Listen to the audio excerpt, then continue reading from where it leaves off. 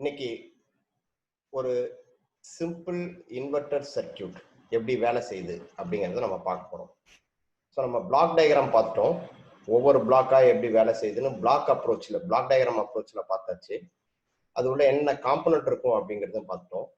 ஆக்சுவலா ஒரு சர்க்கியூட் எப்படி வேலை செய்யும், ஒரு சர்க்கியூட் வந்து இன்வெர்டர் சர்க்கியூட் எப்படி இருக்கும் அப்படின்றத இப்போ நம்ம அதனுடைய சர்க்கியூட் அரேஞ்ச்மெண்ட்டை வச்சு நம்ம பார்ப்போம்.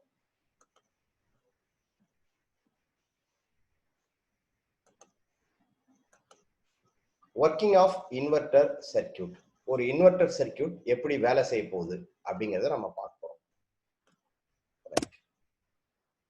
ஸோ இன்வெர்டர் சர்க்கியூட் அப்படிங்கிறது ஒரு பெரிய சர்க்கியூட்டு.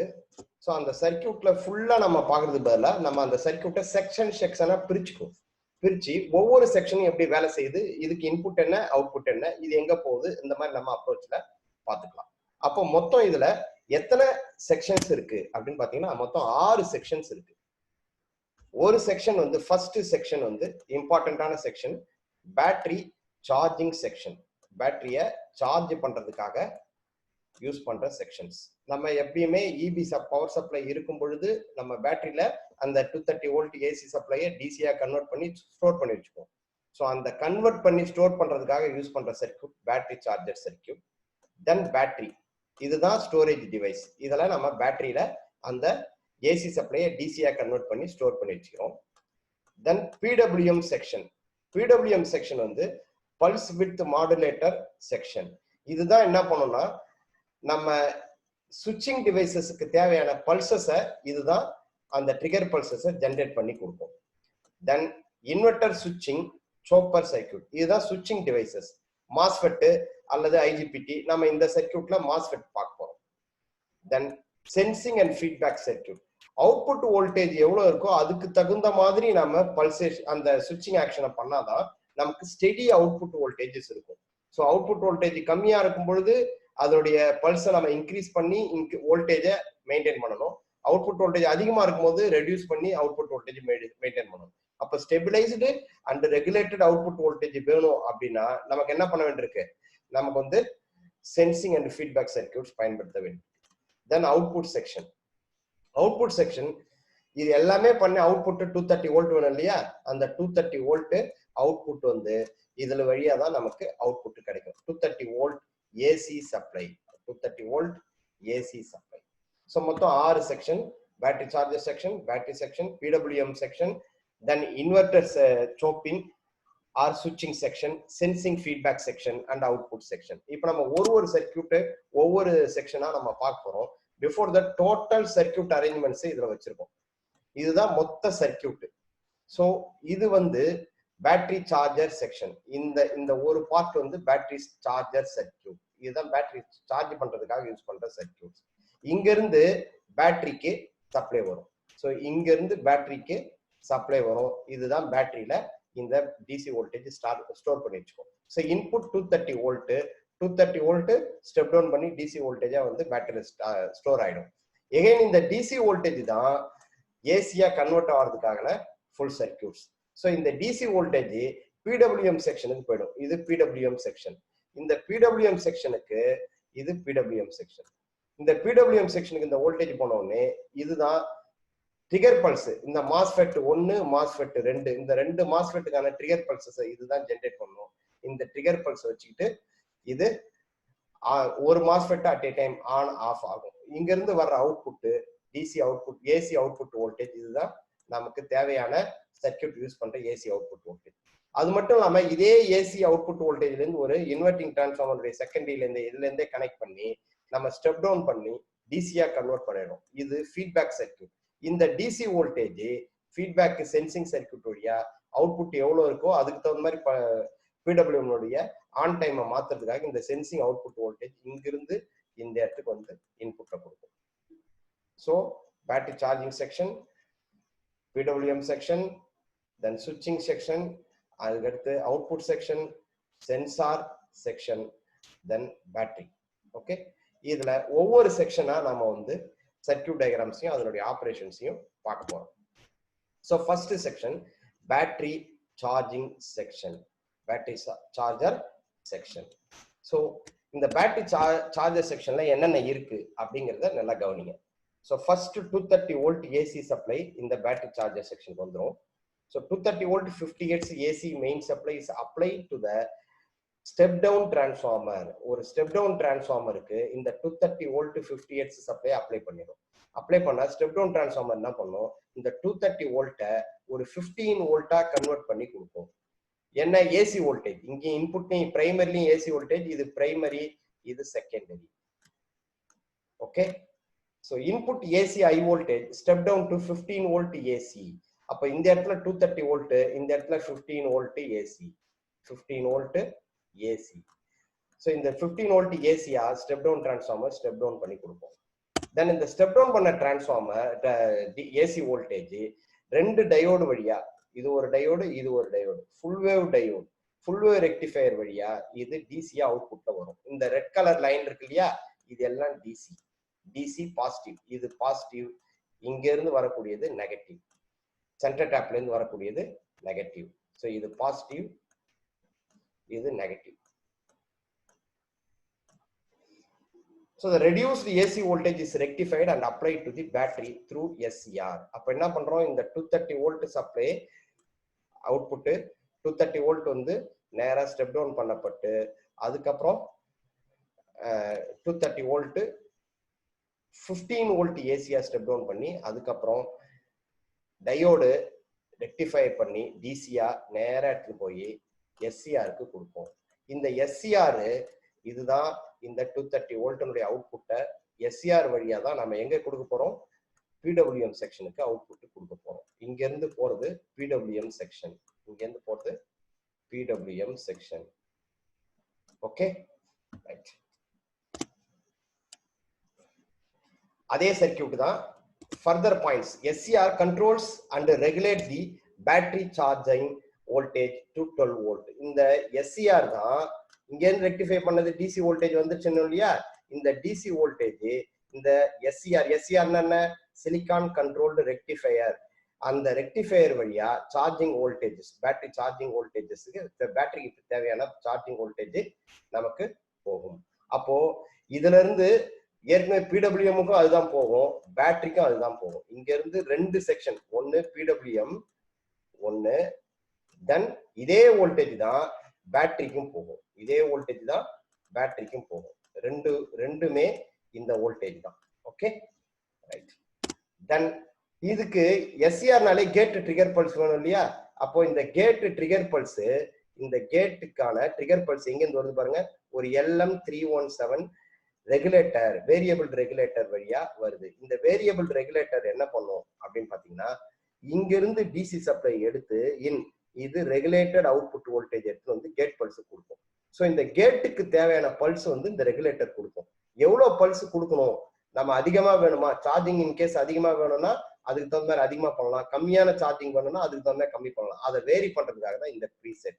இந்த ப்ரீசெட் வழியா சார்ஜிங் வோல்டேஜ் அண்ட் கரண்ட்டை நம்ம என்ன பண்ண முடியும், வேரி பண்ண முடியும். ஸோ வேரி பண்ணி நம்ம வந்து இந்த எஸ்சிஆர் வழியா நம்ம பிடபிள்யூஎம் இங்க இருந்து வரக்கூடிய அவுட்புட் வோல்டேஜ் தான் ஃபிக்ஸ்டு அவுட்புட் வோல்டேஜ் எதுக்கு போகுது, பேட்டரிக்கும் போகுது, பிடபிள்யூஎம் சர்க்யூட்டுக்கும் போகுது. So the regulated circuit is working here as comparator and the firing angle can be varied by the 4.7K reference preset. இந்த 4.7K reference preset வழியா தான் நம்ம இந்த கேட் சர்க்யூட் உடைய ஃபயரிங் ஆங்கிளை கண்ட்ரோல் பண்றோம். ஃபயரிங் ஆங்கிள் என்ன, இந்த மாதிரி ஒரு ஏசி சர்க்யூட் இருக்கும்போது எந்த இடத்துல நம்ம ஆன் பண்ண போறோம், ஸோ இதுதான் ஃபயரிங் ஆங்கிள் ஆல்பா. ஸோ இது இந்த ஏரியா மட்டும்தான் அப்ப டிசி அவுட்புட் வரும், இந்த ஏரியா வராது. இந்த ஃபயரிங் ஆங்கிள் எங்க நம்ம அதிகமா கொண்டு போக அவுட்புட் வோல்டேஜ் குறையும், ஃபயரிங் ஆங்கிள் கம்மியாக அவுட்புட் வோல்டேஜ் அதிகமாகும். ஓகே, ஸோ இதை கண்ட்ரோல் பண்றதா இந்த ரெகுலேட்டர் ஐசி. இதுல இருந்து நம்ம ஏசி இன்புட் சப்ளைல இருந்து டிசியா கன்வெர்ட் பண்ணி ரெகுலேட்டட் டிசி வோல்டேஜ் இப்போ நம்ம எதுக்கு வழியா கொடுக்குறோம், பிடபிள்யூஎம் சர்க்யூட்டுக்கும் பேட்டரி சர்க்யூட்டுக்கும் கொடுக்குறோம். ஸோ ஃபர்ஸ்ட் பேட்டரி சர்க்யூட்டுக்கு எங்க போகுது, ஸோ ஜஸ்ட் அந்த 12 வோல்ட் பேட்டரி நேரா 12 வோல்ட் ஒரு பேட்டரியில ஒரு ஃபியூஸ் போட்டு ஃபியூஸ்ல இருந்து பேட்டரி பேங்க்குக்கு சப்ளை போயிடும். ஸோ இந்த பேட்டரியில ஏதாவது சார்ஜிங் ஏதாவது ப்ராப்ளம்ல ஷார்ட் சர்க்யூட் ஏதாவது வந்தா ப்ரொடெக்ஷனுக்காக இந்த ஃபியூஸ், வேற ஒன்றும் கிடையாது. ஸோ என்ன பேட்டரி யூஸ் பண்ணுவோம், a 12 volt liquid type or SMF lead acid battery is connected to the output of charger section and battery gets charged steadily. So SMF battery, SMF னா sealed maintenance free battery. ஏற்கனவே நம்ம சொல்லியிருக்கோம். SMS பேட்டரினா sealed maintenance free lead acid batteries இங்க பயன்படுத்துவோம். இந்த battery தான் இந்த protection fuse வழியா இந்த பேட்டரி 12 வோல்ட் சார்ஜ் பண்ணும். அப்ப பவர் இருக்கும்போது இந்த பேட்டரியில சார்ஜ் ஆகி இருக்கும். தென் PWM செக்ஷன். ஸோ அதே டிசி அவுட்புட் பேட்டரிக்கு போகும், இன்னொன்று PWM செக்ஷனுக்கு வரும்னு சொன்னோம் இல்லையா? அந்த PWM செக்ஷனுக்கு வரக்கூடிய வோல்டேஜ் அதுக்கு இங்க வந்துடும். ஸோ இந்த PWM செக்ஷனுக்கு வரக்கூடிய அந்த வோல்டேஜ், இது அந்த PWM செக்ஷனுக்கு வர்றது என்னன்னா இந்த பேட்டரி இந்த செக்ஷன் ஆப்ரேட் ஆகிறதுக்கான வோல்டேஜ். அது மட்டும் இல்லாம இதுக்கு வேற ஒரு இன்புட் எங்கேருந்து வரும்னா சென்சார்ல இருந்து இன்புட் வரும். இது ஒரு வெரி இம்பார்ட்டன்டான வோல்டேஜ். அப்ப அந்த PWM செக்ஷனுக்கு வரக்கூடியது இந்த ஐசிக்கான வோல்டேஜஸ். அது இல்லாம இது ஆப்ரேட் பண்றதுக்கான ட்ரிகர் பல்ஸ் எங்கேருந்து வரும்னா சென்சார் டிசி வோல்டேஜ்ல இருந்து வரும். சென்சார் டிசி வோல்டேஜ் எங்கேருந்து வரும்னா அவுட்புட் சென்ஸ் பண்ணும்.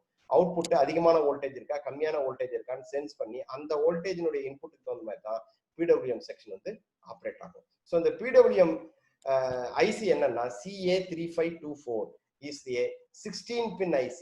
இந்த PWM IC என்ன 16 pin PWM IC.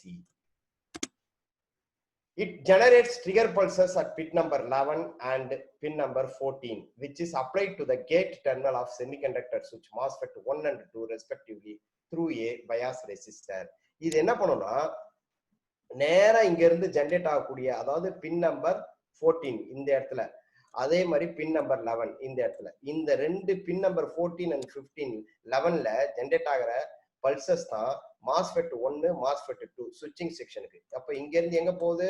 சுவிட்சிங் செக்ஷனுக்கு போகுது. இங்க இருந்து சுவிட்சிங் செக்ஷனுக்கு போகுது. ஸோ சுவிட்சிங் செக்ஷன்ல இருக்கக்கூடிய அந்த ஹை ஃப்ரீக்வன்சி, அதாவது அந்த MOSFET சுவிட்சை செமிகண்டக்டர் சுவிட்சை ஆன் பண்றதுக்கு இங்க இருந்து தான் பல்ஸ் போகும். ஸோ இந்த பல்ஸுக்கு தேவையான the trigger pulses generated by the PWM IC is based on the feedback voltage obtained from the sensing feedback section at pin number 1. இந்த frequency எவ்வளவு இருக்கணும், இது எந்த மாதிரி நாம பல்ஸ் இதனுடைய பல்ஸ் ஜெனரேட் பண்ணணும், எவ்வளவு வேகமா பண்ணணும், அதுக்கு தகுந்த மாதிரி தான் நம்ம என்ன பண்றோம், T on T off period control ஆகும். இது வந்து டி ஆன்னு வச்சுங்க. அப்ப அதுக்கு தகுந்த மாதிரி T off, T on period அதிகமாச்சுன்னா நமக்கு வந்து அவுட்புட் அதிகமா இருக்கும். டி ஆஃப் ஆன் பீரியடு கம்மியாச்சுன்னா அவுட்புட் கம்மியா இருக்கும்.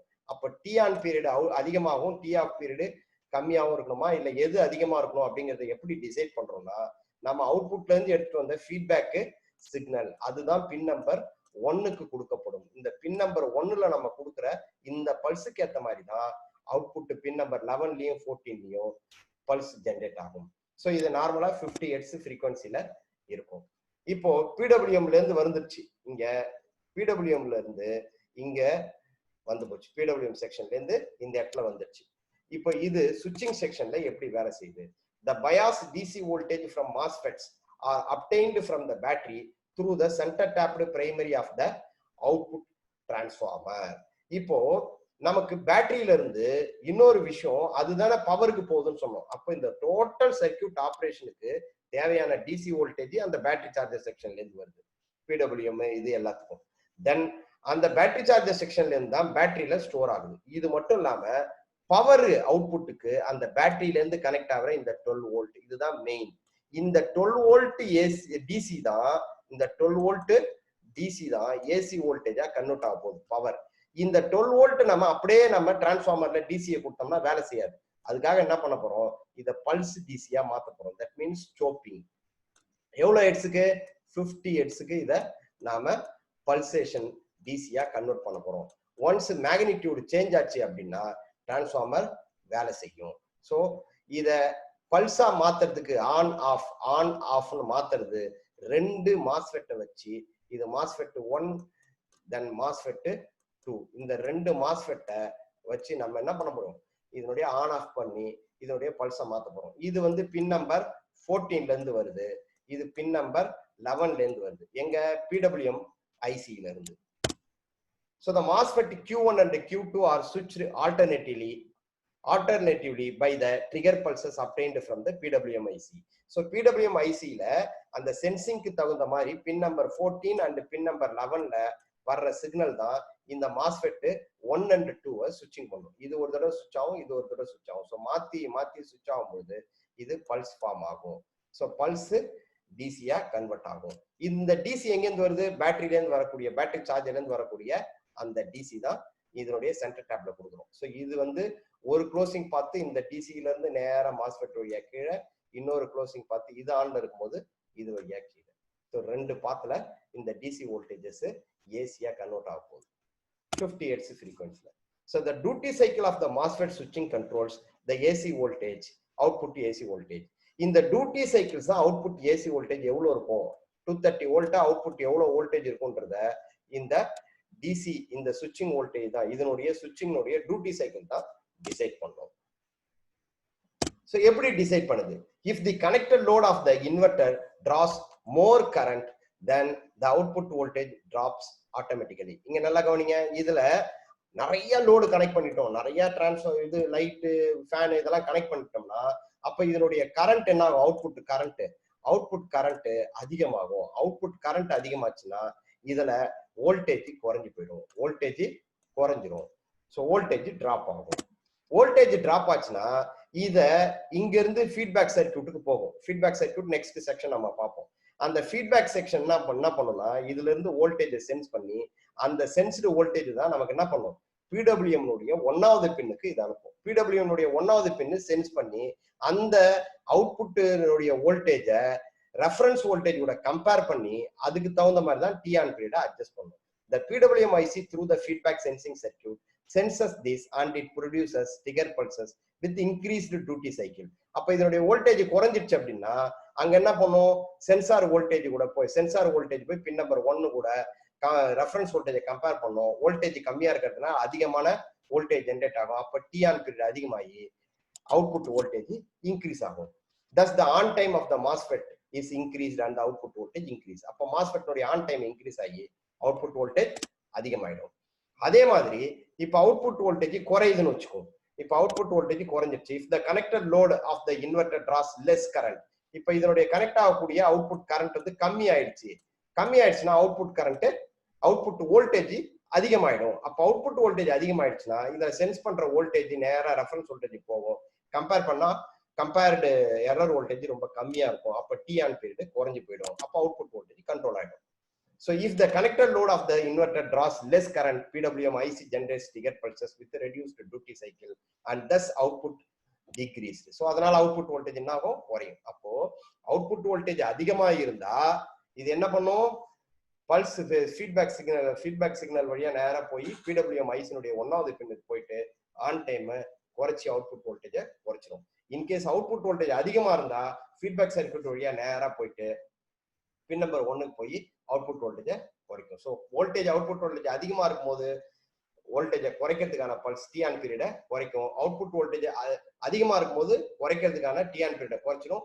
கம்மியா இருக்கும்போது டி ஆன் பீரியட் அதிகப்படுத்தி அவுட்புட் வோல்டேஜை இன்க்ரீஸ் பண்ணும். அப்போ இந்த ஃபீட்பேக் ஆப்ரேஷன்ஸே இது அவுட்புட் வோல்டேஜை சென்ஸ் பண்ணி தான் இந்த டி ஆன் பீரியடை கண்ட்ரோல் பண்ணும். So then sensing feedback. நான் அந்த சென்சிங் ஃபீட்பேக் சொன்னோம் இல்லையா, அந்த ஃபீட்பேக் அந்த டிரான்ஸ்ஃபார்மருடைய இன்வெர்டிங் டிரான்ஸ்ஃபார்மருடைய செகண்டரியில தான் இந்த டிரான்ஸ்ஃபார்மர் கனெக்ட் பண்ணப்பட்டிருக்கும். இந்த டிரான்ஸ்ஃபார்மர் என்ன பண்ணும்? அந்த 230 வோல்ட் அவுட்புட் ஏசி வோல்டேஜை 12 வோல்ட் ஏசியா கன்வெர்ட் பண்ணும். The portion of the AC voltage is fed to the sensing section where it is rectified into DC. இதை ஸ்டெப் டவுன் பண்ணி இந்த பிரிட்ஜ் ரெக்டிஃபையர் வழியா இது என்ன பண்ணும்?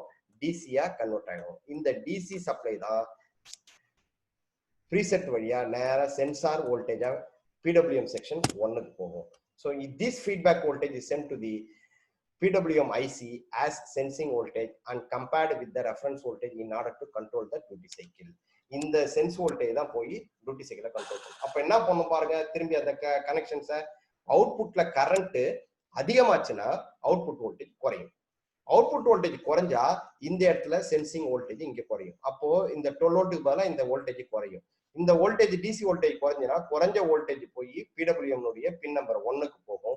அப்போ கம்பேரிசன் ரெஃபரன்ஸ் சிக்னல் கூட கம்பேர் பண்ணோம்னா வோல்டேஜ் ரொம்ப அதிகமா இருக்கும். அதனால அதிகமான டி ஆன் பீரியடை இன்க்ரீஸ் பண்ணும். ஸோ டி ஆன் பீரியட் அதிகமா இருந்தால் அவுட்புட் வோல்டேஜ் குறைஞ்சது இல்லையா, அதை இன்க்ரீஸ் பண்ணி கொடுக்கும். அதே மாதிரி அவுட்புட் வோல்டேஜ் இன்கேஸ் கரண்ட் கம்மியா இருந்தால் அவுட்புட் வோல்டேஜ் அதிகமா இருக்கும். அதிகமா இருந்ததுன்னா இங்க என்ன பண்ணும்? 12 வோல்ட்டுக்கு பதிலாக அதிகமான வோல்டேஜ் இங்க ஜென்ரேட் ஆகும், டிசி வோல்டேஜ். இந்த அதிகமான வோல்டேஜ் போய் ரெஃபரன்ஸ் வோல்டேஜ் கூட பின் நம்பர் 1 PWM IC கூட கம்பேர் பண்ணோம்னா கம்மியா இருக்கும். ஸோ வோல்டேஜ் இந்த ரெஃபரன்ஸ் வோல்டேஜ் கம்பேர் பண்ற வோல்டேஜ் கம்மியாச்சுன்னா டி ஆன் பீரியட் கம்மியாயிடும். அப்போ அவுட்புட் வோல்டேஜ் கம்மியாகும். ஸோ இதே மாதிரி அவுட்புட் வோல்டேஜ் அதிகமாகும் போது குறைச்சும், கம்மியா இருக்கும்போது அதிகப்படுத்தி அவுட்புட் வோல்டேஜ் ஸ்டெபிலைஸ்டு ஸ்டெடி வோல்டேஜா ஜென்ரேட் பண்ணி நமக்கு இந்த இடத்துல அவுட்புட்ல கொடுப்போம்.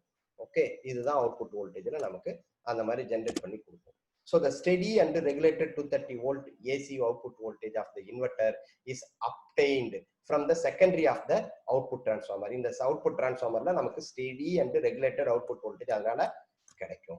Okay, then one more or capacitor one irukku parunga. The capacitor helps filter the waveform to make a clean 50 Hz AC cycle. இந்த இதுல வந்து இந்த பல்சேஷன் லைட்டா இருந்தா இந்த கெப்பாசிட்டர் தான் என்ன பண்ணும், ஒரு ரெசிஸ்டர் வழியா போய் அதை ஃபில்டர் பண்ணி அதனுடைய வேவ் ஃபார்மா பக்கா ஏசி வேவ் ஃபார்மா நமக்கு கிடைக்கிற மாதிரி பண்ணும்.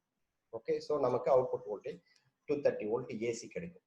ஸோ இதே மாதிரி தான் இந்த இன்வெர்டர் என்ன பண்ணும், பவர் இருக்கும் பொழுது பவரை டிசி பேட்டரியில ஸ்டோர் பண்ணி வச்சுப்போம். பவர் ஃபெயிலியர் அப்போ பேட்டரியில் இருக்கிற வோல்டேஜை பிடபிள்யூஎம் செக்ஷன்ல கொடுத்து பிடபிள்யூஎம் செக்ஷன்ல இருந்து 50 ஹெர்ட்ஸ் பல்ஸ் ட்ரிகர் பல்ஸை மாஸ்ஃபெட் ஜென்ரேட் பண்ணி மாஸ்ஃபெட் ஒன்னோட ஒன்று மாத்தி ஆன் பண்றதுனால அந்த டிசி வோல்டேஜ் பல்ஸ் டிசியா மாதிரி 230 வோல்ட் ஏசி அவுட்புட் நமக்கு டிரான்ஸ்ஃபார்மர் இன்வெர்ட்டிங் டிரான்ஸ்ஃபார்மர் அவுட்புட்ல கிடைக்கும்.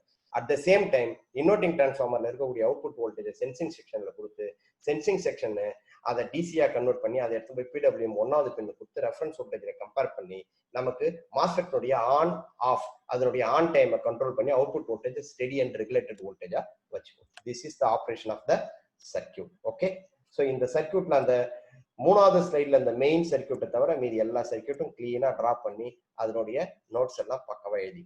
Okay, thank you.